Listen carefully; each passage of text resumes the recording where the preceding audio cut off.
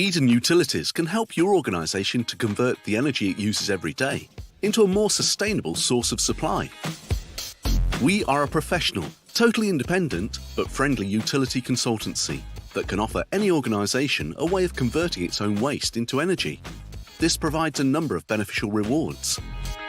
So, if you already recycle items like plastics and paper, you could now use the rest of the waste your business creates to generate power for use back into your organisation. If you don't do any recycling yet, you could start now, without the need for any additional effort or large investment in time or cash to accommodate the initiative. Our Eden Infinity product provides your business with a way of not only helping the planet, but also saving you money. Your business creates waste. That waste is collected, and then we work with your energy supplier to ensure that the power generated from your waste is used to supply electricity back to you. In doing something like this, along with doing your bit to help save the planet and meeting your business's green targets, it provides great PR for your organisation, sending a very positive message to your suppliers, clients and stakeholders.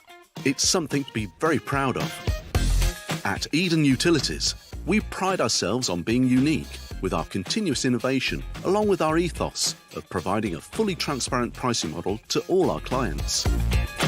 Our personable approach means we always work with you to find the best for you. We regard ourselves as an extension of your business, a partner. Eden Utilities, your sustainability partner.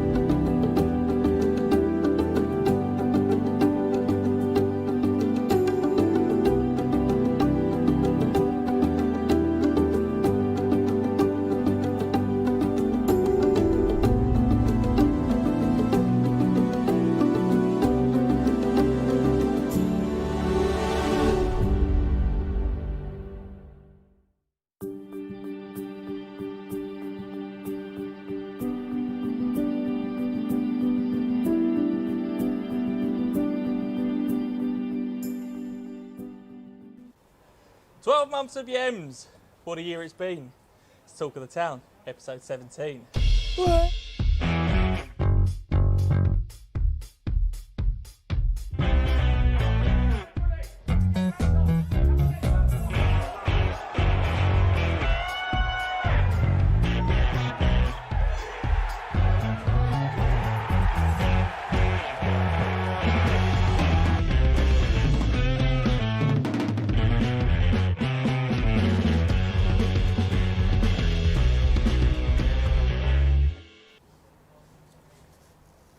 Yes, welcome to the One Call Stadium, where we will be bringing you episode 17 of Talk of the Town, joined by Sam Gadsden for today's episode. Sam, thank you very much. Thanks for having me. You're very welcome. We couldn't find anyone else. So there you go. So yes, along the next hour or so, we'll be bringing you all the live updates from here at the stadium, bringing you as close to the action as we possibly can. At home, you can grab yourself a Ballers, of course. feed yourselves. You should do, with good quality grub at good quality prices. Just made up that strapline. I'll tell Erden that later. He'll love it. So £5 burger, chips and a can of drink. If you can get down to the stadium, please do that. Grab yourself that offer. If you can't get down to the stadium, Just Eat or Uber Eats. You can also fill up your stomachs with a Ballers whilst also supporting the club.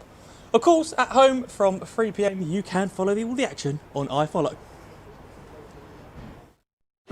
Following your heart, in spirit, in soul. You make every tackle, score every goal. You're part of it, wherever you are in the world. From the first minute until the last kick. Victories, heartbreaks.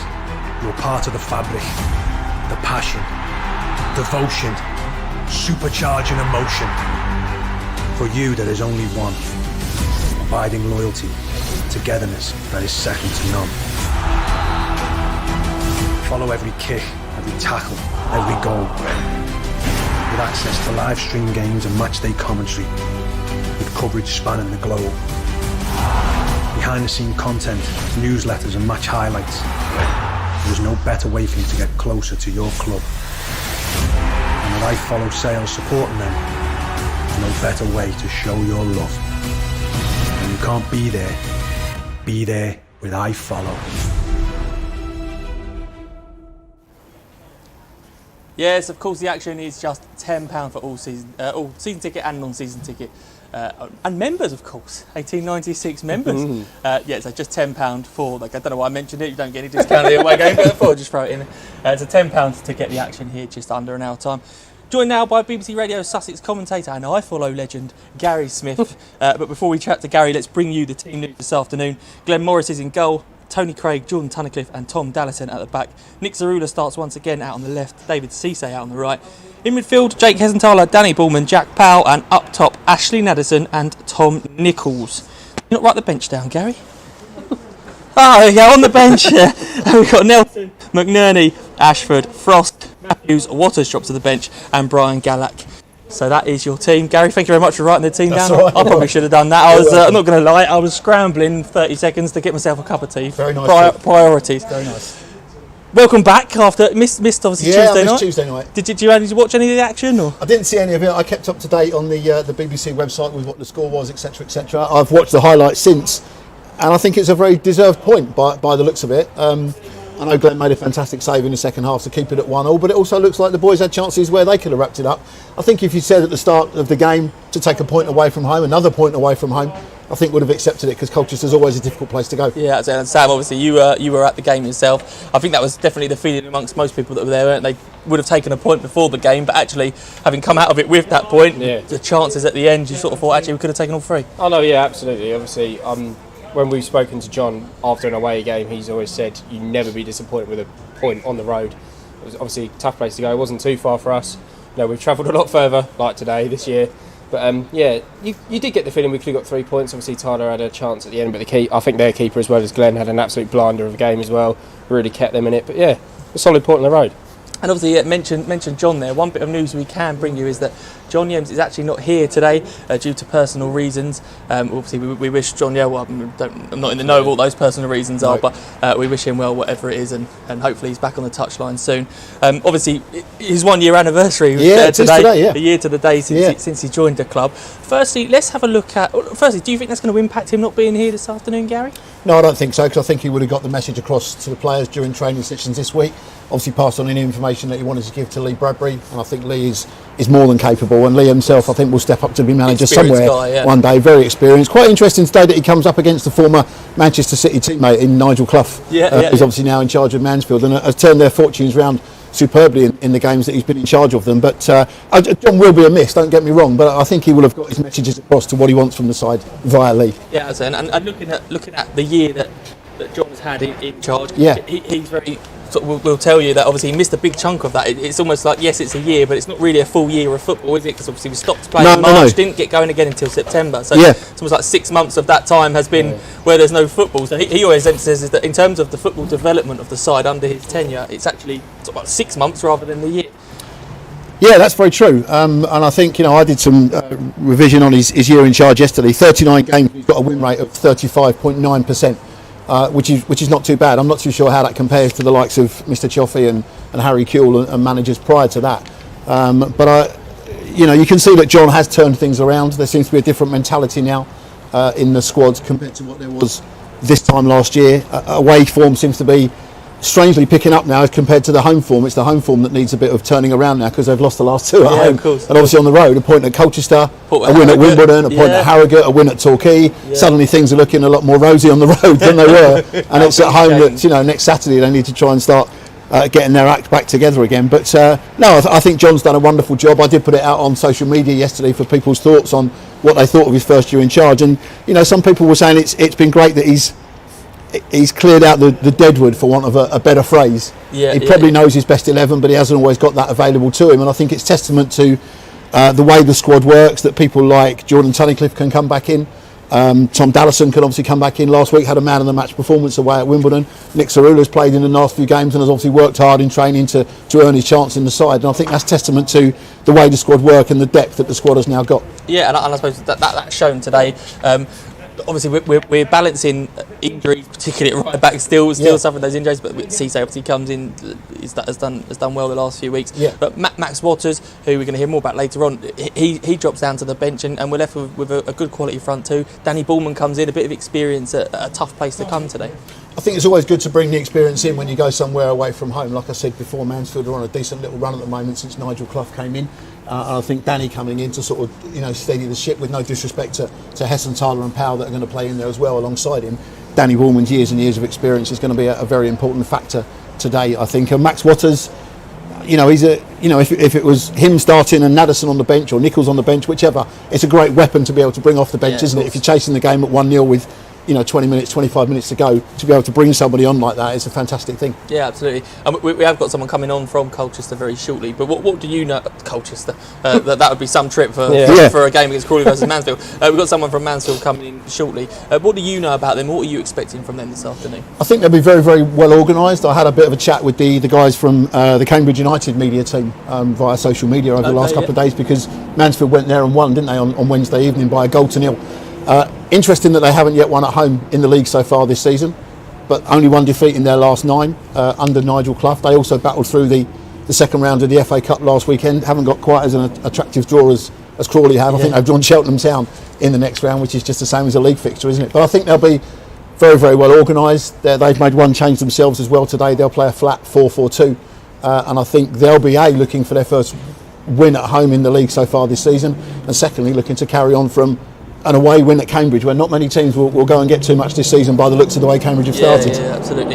And you touched on that cup draw there. Obviously, we have drawn Leeds. Yeah. Do you think that could be a distraction, or do you think there's only really positives to take from that?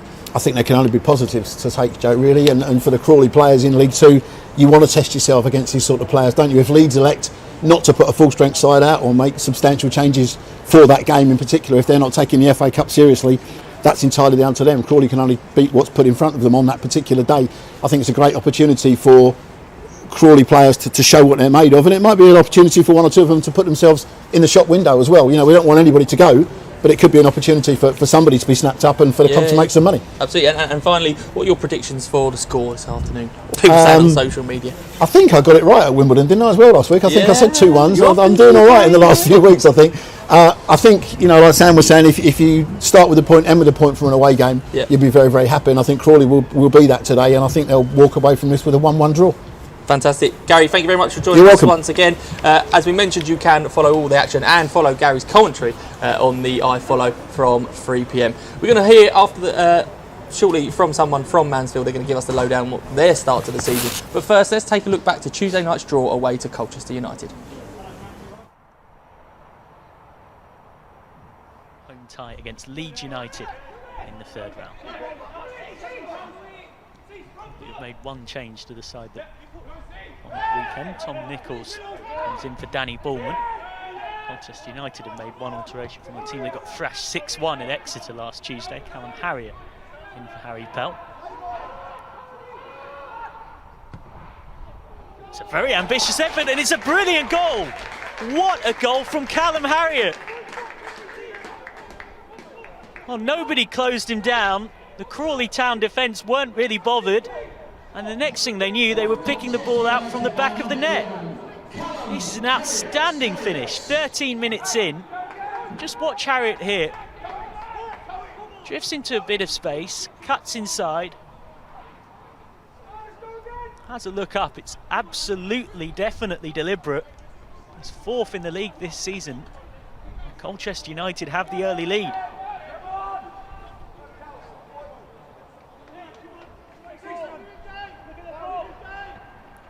Line from Bramall. Keep up their good home form. They made a great start here, Colchester United. It's their away form that's been the problem. Winless on the road. Second worst away record in the division. Here come Crawley. Shot just wide. Dean Gherkin was concerned. Sarula with the effort, just drifted inside. Plenty of power, not enough precision.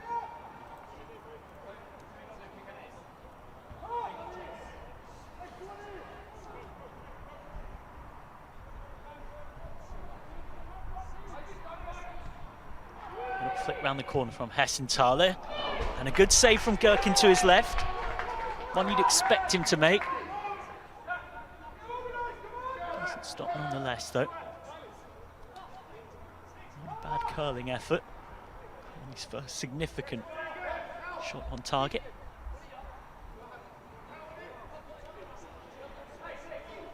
First corner of the game for Crawley Town. Jack Powell will take it. Floats it up, headed down, still not properly cleared, and it's in.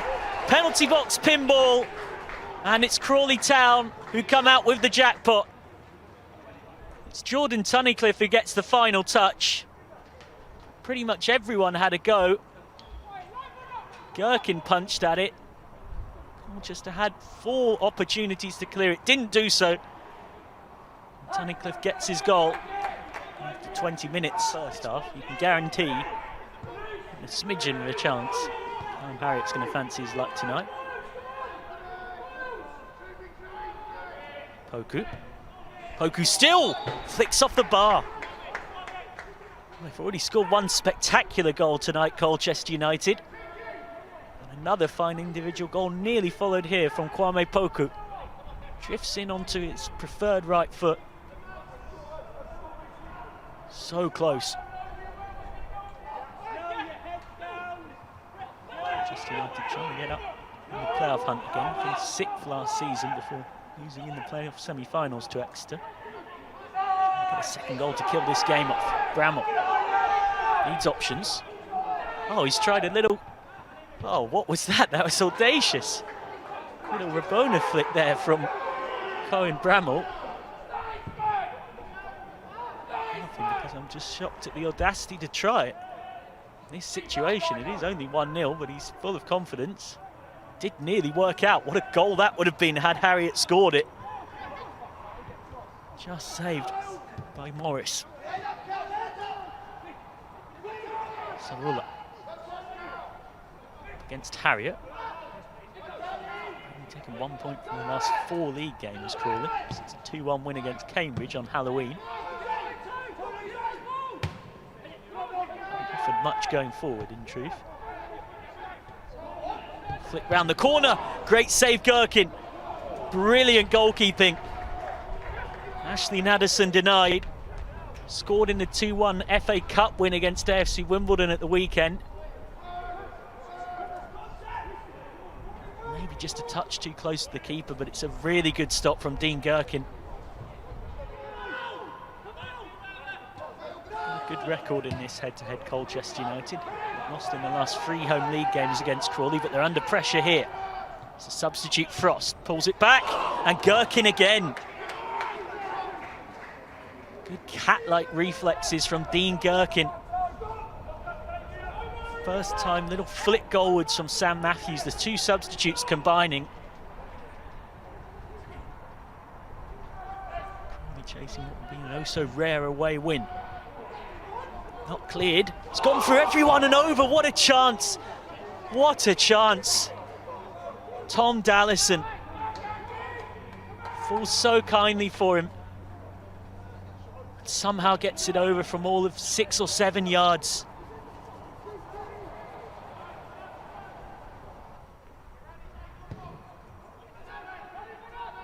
They've had their chances, Crawley Town, as have Colchester United. This is a game that we could and probably should have had more than the 2 goals that we have had. Oh, great flick round the corner from Naddison. And all the way through, good save again from Gherkin. It's Frost denied this time. And if they do get a point from this Colchester United, Dean Gherkin is the man to thank. And they will get a point. Well, it's only the second time they've dropped points at home this season. 5 wins and 2 draws here now across the campaign. Callum Harriott had them in front with a great strike. Just minutes later, 7 minutes later, Jordan Cunnicliff found that equaliser in the 20th minute. But this chance with the last kick of the game could have won it for Crawley Town. Tyler Frost denied. And Dean Gherkin, who was stunning. Hello, welcome back to the One Call Stadium. I'm joined by Marty, and obviously Joe's still here as well. You are the iFollow commentator for Mansfield, I believe. First of all, just want to kick it off. Not such breaking news about Nigel Clough anymore, but just how's it been since he's arrived? Well, before Nigel Clough came in, we'd had a terrible start to the season, culminating in Graham Coughlin being sacked. Ad interim manager Richard Cooper did a really good job in stabilising the club, and then since Nigel Clough was appointed, we've had 5 wins, a draw and a defeat in 7 games, so things have taken a real turn for the up and playing a lot better football now. I think one thing that I've noticed, Martin, is the quality of the sides you've played since Nigel Clough came in. So Forest Green are up there. Obviously, he beat Sunderland in the FA Cup. I think that was I don't know if he was in charge at that point. Well, he was in the stand, so Richard Cooper was actually in charge, but he was in the stand. You got away to Sunderland, away to Forest Green, Colchester, a good side. Cambridge, probably the highlight of those wins. Obviously, flying high this year. So it's not just that you've been on a good run. You've actually been beating and drawing against good sides. Yeah, it's 4 consecutive away wins. 3 you mentioned, plus Scunthorpe in the EFL Trophy. Not one at home in the league though. We beat Dagenham after extra time in the FA Cup, but Mansfield haven't won at home in the league, and that's something they're hoping to put right. Starting today, hopefully. Hopefully not. What do you think the cause of the home form's been? Because obviously, especially in recent weeks, you picked up some unbelievable, as Joe said, unbelievable results on the road. It's hard to say. I mean, with no crowds in until Wednesday when we played at Cambridge, I think you could argue that the home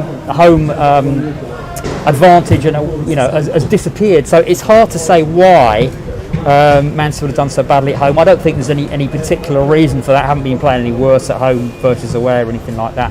Just haven't managed to get the results. As you say, on your last game, Cambridge away, you had some fans, and I can imagine that was a pretty crazy experience after such a long time. Yeah, big change, obviously. 2,000 Cambridge fans.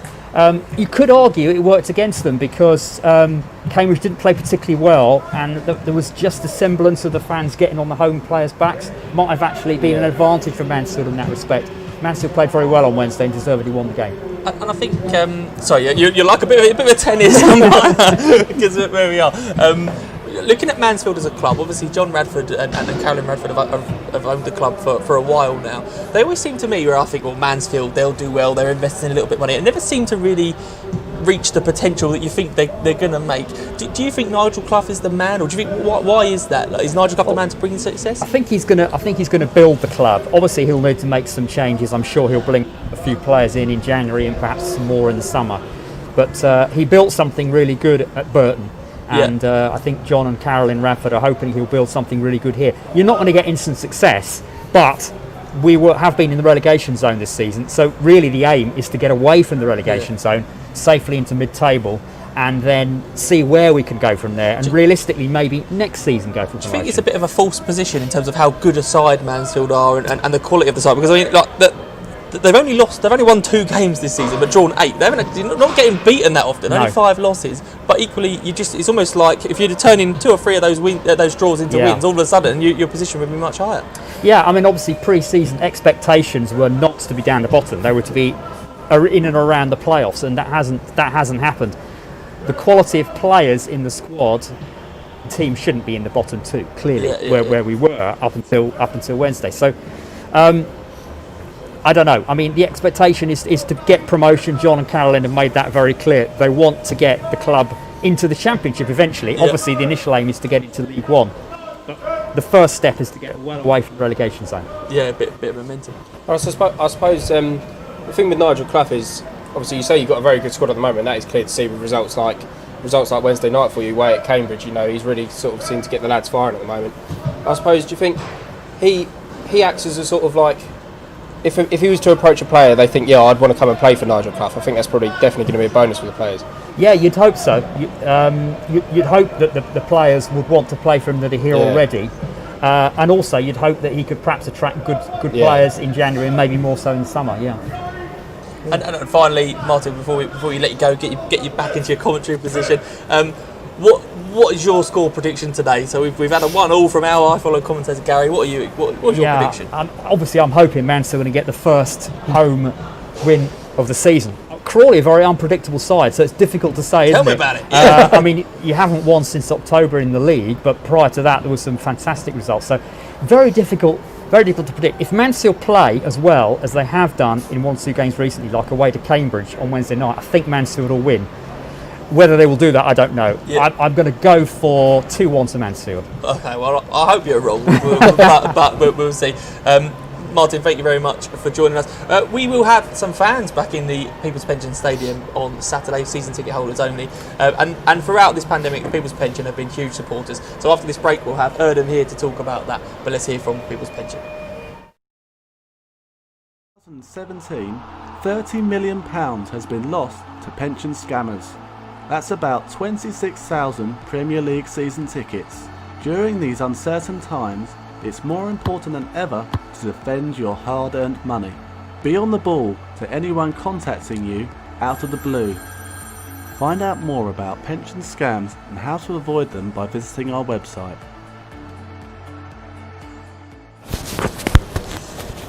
Yes, we're joined now by Technical Director Erdem Konya. Erdem, we was going to try and do a walk around the pitch yesterday because I know they're popular, but obviously the weather was not good. We was expecting the weather to not be so good here, weren't we, yesterday? But it seems to have it was all right. Well, it seems all right. They said a little bit of sleep, but I think we're good for today, and it's very good. I didn't think it was that cold until I stood here for 20 minutes, and now my fingers are absolutely frozen. Anyway, more importantly than my fingers. Lots to talk about in what's happened in the last week. Let's start with the FA Cup draw. And I know we don't necessarily want to go on and on about. There's a lot to focus on. There's a lot of games between now and that weekend when we play Leeds. But we were crunching the figures yesterday, and how important is the financial aspect of that cup game going to be for us? Yeah, I mean I think it's the same as you can try and say that going into the playoffs and then one after the playoffs of achievement in the season that's probably what it is, hitting a third round with a Premier League team. So to tick that box, I think it's better. I may not be popular saying this, but if you finish 16th and getting to the third cup round with the Premier League, it's like the same for me as equivalent as finishing 9th or 8th. Yeah. Because it's very important for the football club.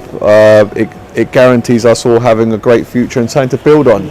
And you don't have to ring the chairman every going, please can you send us money because we're in a bad way. So thankfully, and it's great for the club and it's great for everyone that's put in hard work over it. It's not just the team and the staff who have been fantastic, but it's also thankful to everyone like yourselves. It's been a massive effort the last year. We've been to hell and back really on and off the pitch, and for me to reflect after here how our camaraderie is quite high. Everyone's always smiling, we're always joking and laughing in the place. So I think it's a great testament to all our work. So thank you to everyone who's been a great part of it, especially Sam. We're going to bring Sam in a second. But one other thing I just want to touch. Gary made an interesting point about that Leeds fixture, that it's good to put players in the shop window. Obviously, we've tried to create a policy of bringing young players in, like Benja Kamara and Beslu Barlow, bring them in, give them a platform, and then try and sell them on to sort of higher levels. Is that Leeds from you? Are you thinking about that as a shop window for some of our younger players, as potentially put them out there? Yes, you're right. But like you said, I don't want to think about Leeds too much because we've got 8 games. Yeah. So I think we've got to vote, and it's important the players and everyone, including ourselves, think about the next 8 games. I know the gaffer is. The gaffer's not thinking about Leeds at all. I know that for sure. But as a shop window, yes. If you think about the Leeds game, one player goes out there, scores a goal, or one youngster makes a debut, you're laughing. Yeah. That's just the way it is, and we love a shop window. Yeah. I suppose it's a real testament to the whole. I know John especially, is he stresses how much it is a squad game. You know, everybody in the team is involved, and I suppose that's so much of a testament to the lads that someone like Max drops to the bench today, and you know, someone like Bully with that experience can come in. It's a real squad game at the moment. Yeah, even like with Nick Cerula coming in, Cisse came in at Wimbledon. That's been important. I mean, we saw from Colchester, we were very leggy at the end. You know, Max is first time in his life, he's played so many 90 minutes. He needs that rest and hopefully get him ready for next week, and then he's 100% for next week again. We may need him today, we may not, but most important thing is it is a squad game. And look at all the goals. Their goals are coming. We had Frankham, 3 goals and 2 assists. You know, so fancy for a right back.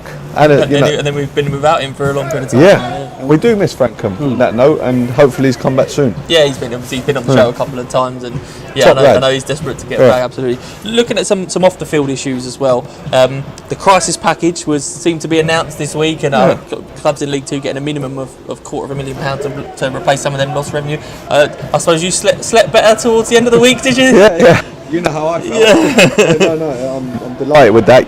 You know what I think? I think potentially our loss is around 750 grand. You could argue that because of all the potential earnings we could have made.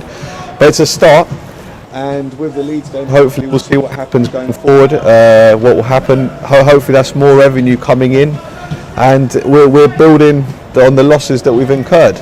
But we can only think about ourselves, and I'm delighted for all of us because it gives us that little bit of an extra boost going into Christmas, knowing that for the next few months we've got a chance of really building something. We may have a good window as well, maybe unpopular, may have to sell a player. You know, that's live in League Two, isn't it? If the right offer comes in, you know, obviously not for cheap, but if the right offer comes in, you have to think about it, because another thing, the Brexit, I think with the new rules that are coming in, the British player becomes more valuable.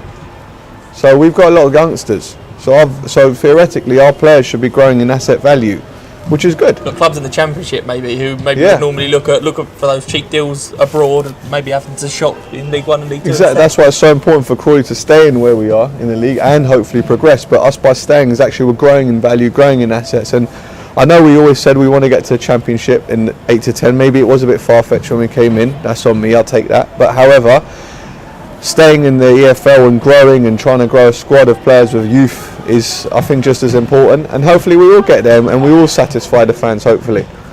And I suppose what's strange about this year, in terms of a club size, you know, I know you've said before that we're probably at the lower scale of League Two in terms of actual club size, somewhere like Mansfield, obviously big club, big owners, and I suppose it's strange how it's worked out that clubs like Mansfield may necessarily come off worse than us in terms of that, because they're a bigger club. Yeah, look, I mean, I can only think about myself. I mean, I feel for them, obviously, but I feel for myself more. You know, that is the truth.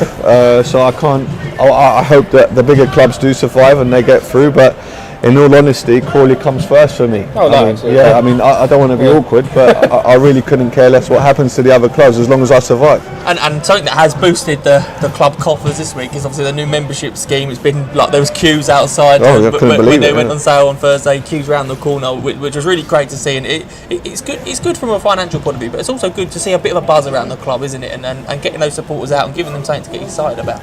I've never seen that before in my life. To see so many fans there, and credit to everyone, and Tom especially, for coming up with a great idea. Good work. And just seeing the queues and the way it was raining as well, quite heavily. So that's once again, and to sell so much, once again, fantastic work to the staff, and the team have made that happen through their results. So fantastic all round again. And obviously fans back in from this Saturday, next Saturday, season ticket holders only initially, but then up to 1,300. That's going to be great, isn't it? Much better than these games, a little bit soulless, aren't they, with nobody in? I think we need the fans back, because I think the fans need to start getting on the ref and not us. I think we're losing a lot of decisions. There was one club I saw on Twitter, they said that their fans were back for the first time and they booed their team off, and it was like brilliant. It didn't take long. Welcome back. But I think we need the fans back to come and start having a go at the refs, because I think it's not playing in our favour with us shouting, because it's always going against us. So I think it's about time we muted ourselves and they start, because that's understandable. With us, I don't think the refs are liking it, to be honest. That's the vibe I'm getting. Obviously, we just spoke to Marty from I follow him on Mansfield, and he said that they got a good result away at Cambridge on Wednesday, and he said that actually Cambridge having their fans back was probably a disadvantage for them, because they had people getting in their back, and Mansfield could sort of just sit back and relax and just sort of play their own game. Look, there is obviously a downside, but of that side, when you're going, it can swing that way. However, you need the fans in football. It's it's the plate that holds the food. So we need the fans. This is really important for us. I know when things go bad, it's bad, but however, it gives you that 12th man, it gives you that extra spur. And I watched the game. I saw the highlights. Cambridge were well unlucky. I'm not. It's the truth. They are definitely unlucky all day long. Adam, thank you very much for joining us. Thank you. Obviously, I mentioned at the start of the show that John Yems isn't here today, but he was here a few weeks ago when we filmed our series of Mastermind, where Erdem, I believe, is still top of the league as we stand. But Mr. Yems took part in the Mastermind. Let's have a look at how he got on.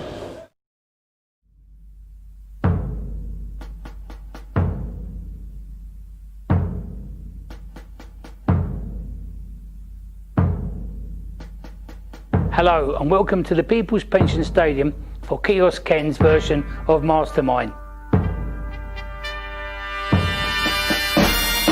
Our guest contestant today is name, John Yems, age, mind your own business.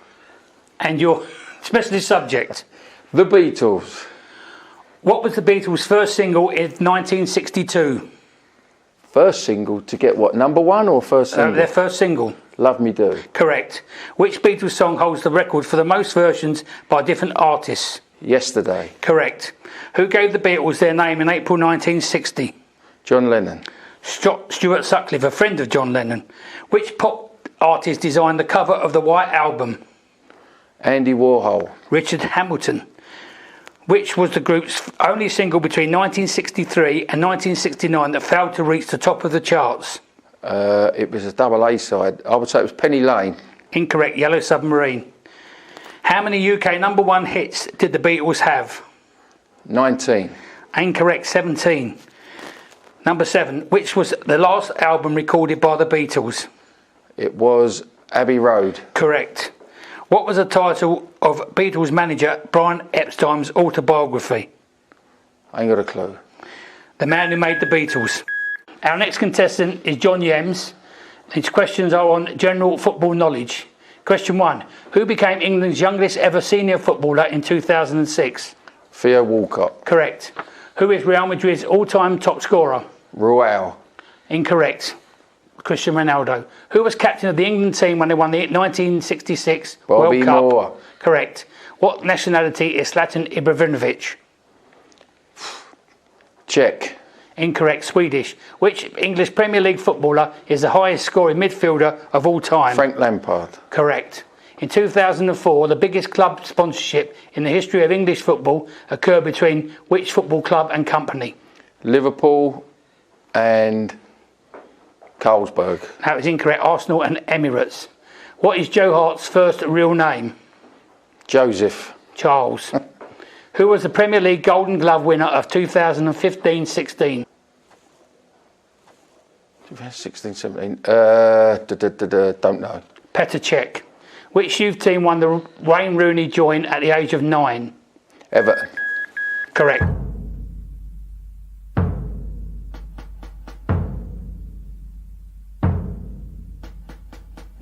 You've been watching Kiosk Ken's edition of Mastermind. Tune in the next show for the next contestant. Get in there!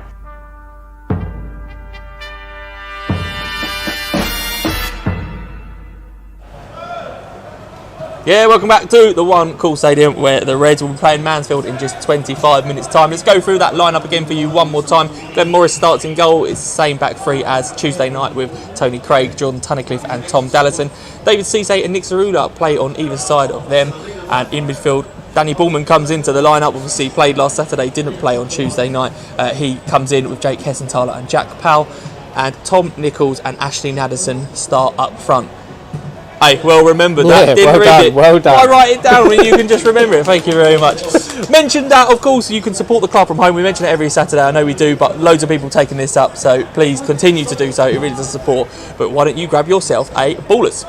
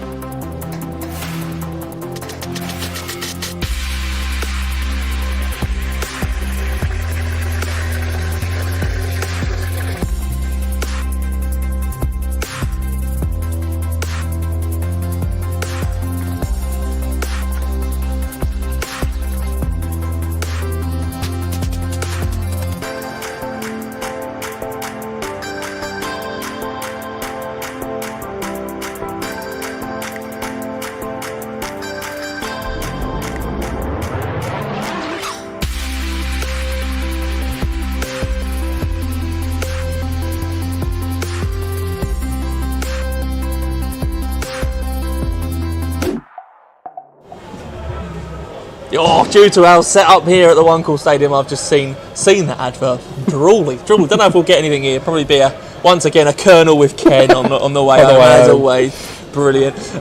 Right, Sam, on Tuesday night we asked for nomination. We offered the nominations. We asked for votes for both Player of the Month and Goal of the Month. Firstly, let's look at the Goal of the Month and talk us through that and who's won. Yeah, so obviously we had 4 nominations, 4 I think very worthy winners. I don't think we could have complained at who won. Obviously you've got, first nomination was Tom Nichols, Torquay, the amazing header, considering he's not that tall. No. The leap on that was unbelievable. That was to make it 5-5. Then you had the second nomination of Ashley Navison to make that 6-5, probably one of the best moments in FA Cup history for us. On the screen at the moment we've got the Player of the Month whilst we're talking about the Goal of the Month, but carry on, Goal of the Month. And then you've got nomination C is Ashley Navison again for his amazing chip against Wimbledon, and then D is Max Waters against Grimsby. And who's won, Sam? Tell us. I can reveal it is Max Waters against Grimsby for his incredible half volley that nestled in the top corner and unbelievable.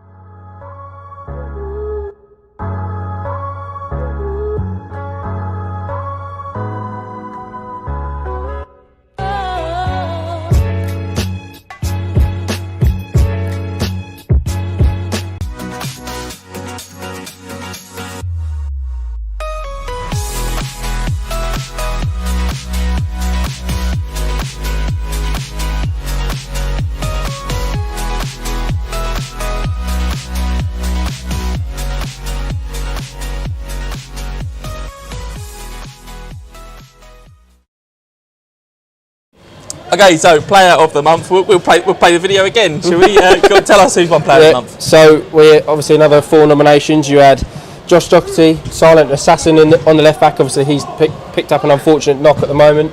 And then you've got I've even forgotten myself. Obviously you've got Max Waters, Tom Nichols, and then the last one was Jake Hessenthaler. I actually voted for Jake Hessenthaler for this because I think he's been quite consistent. He's been at least sort of a 7 out of 10 every single week. So I mean, he got my vote. He actually got my vote as well. Well, there you go. But what do we know? Who's won? The winner is, of course, Max Waters. He picks up the Player of the Month as well as the PFA Player of the Month. A good month for him. A clean sweep from Max. Fair play.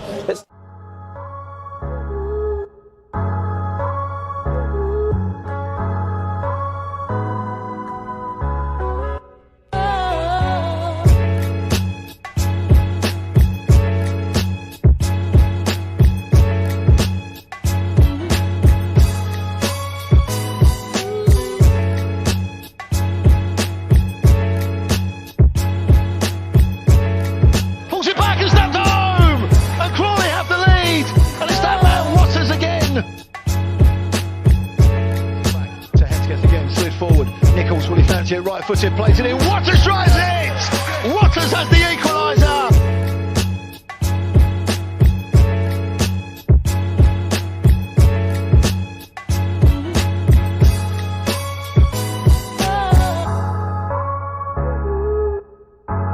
Over the range, scored by number 36, Max Waters.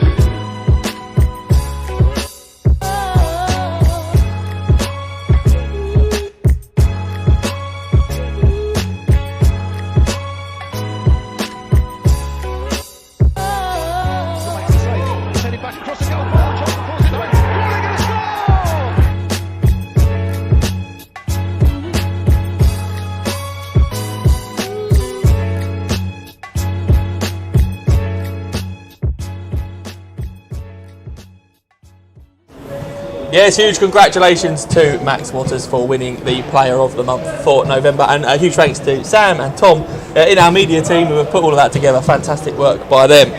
Okay, we come back after, by popular demand by absolutely no people from Wimbledon. We are bringing you once again quiz tennis. So we've got Sam versus Tom in quiz tennis. You don't know the rules, do you, Tom? No, I'll make my debut. No idea what's going on. You found out about 30 seconds that you were on, didn't you? But there you go. You need the toilet. We didn't let him go. Basically, the way it works, we will ask you a question. You will have to keep firing answers back and forth until one person has no more answers to give. Okay. If you hesitate for more than 3 seconds, you'll get and it will be 1 point. It's best of 3. Does everybody understand? Yeah, I'm just hoping I can improve my performance from last time I was on a game show here. I got flattened by Gary 5-0 and higher or lower at Salford I would Way, suggest if you get one question correctly, you've done better than last time. Because last time was absolute shambles, Sam. Be honest. Okay, question 1. Sam, you're going to serve. Name me Premier League winning managers. Jose Mourinho. Avram Grant. Pep Guardiola. Jurgen Klopp. Nigel Clough. No. Nigel Clough? Yeah, back in the day, not in the Forest, he must have won it. You're thinking of Brian Clough. Oh no! And also, he never won the Premier League. Did he not? He got relegated in the first season, so it's 1-0. Brian and Nigel, what am I doing? Nigel Clough is the worst shout I've ever heard. Okay. Pressure. We go again. It's fine. Well, I got one in there. Question 2. Tom, you can serve. Countries that have won the World Cup. Brazil. England. Uruguay. France. Germany. Portugal. No! Portugal have never won it. I tell you what, fiercely contested though. I'll give you that. It wasn't too embarrassing. It is 2-0 to Tom.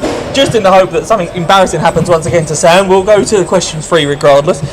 This is tough, this one. This is tough. Your chance to serve, Sam. League 2 managers. Nigel Clough! Johnny Evans. Nigel Clough. Too excited with Nigel Clough. It was 2 questions too early. It's a resounding 3-0 win for Tom. Tom, how do you feel? I'm absolutely delighted, Joe. I can't believe it. I should just leave, to be honest. I'm never doing a game show again. I got too excited with Nigel Clough, and then because as soon as you said it, I was like, yes, Nigel, that's it. No blank. Well, it is 3-0 to Tom. Tom, congratulations. Thank you very much for joining us. We are back with fans, as I mentioned, on Saturday, and that means Reds Bar will be open. I think the rules are you can't mix inside households, but you potentially can mix outside. So get in touch with Rona, see what the rules are, and see if you can book in. Let's have a look at an advert for Reds.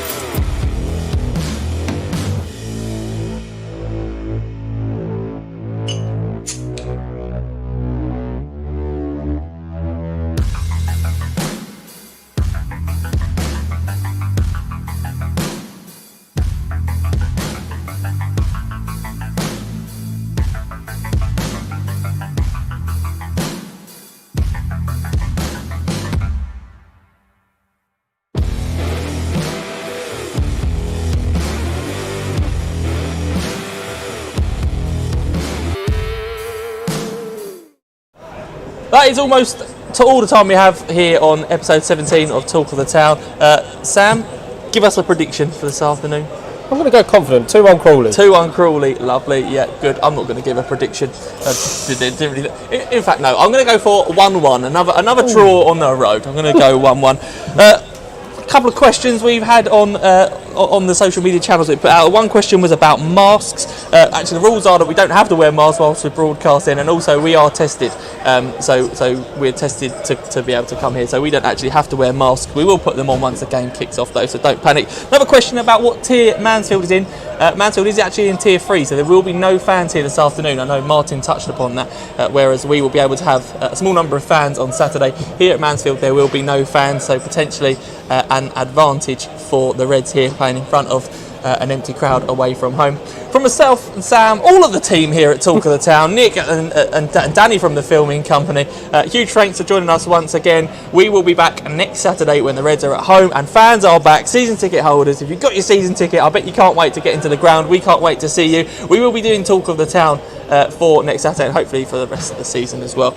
So please do join us from 2 p.m. however you follow us on YouTube or Twitter, Facebook, how you get it. Thanks for watching, really appreciate your support. All that's left to say is, Sam, come on you Reds!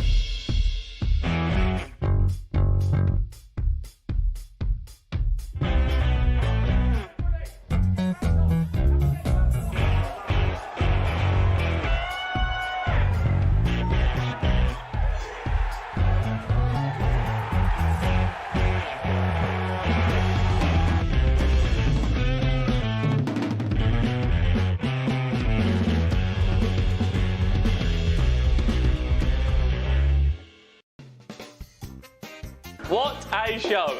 If you enjoyed it as much as we did, you need to subscribe to our YouTube channel, hit that bell icon so you can be notified about when we are next live here from Talk of the Town. Make sure you don't ever miss an episode. Subscribe, hit the bell, and we will see you again very soon.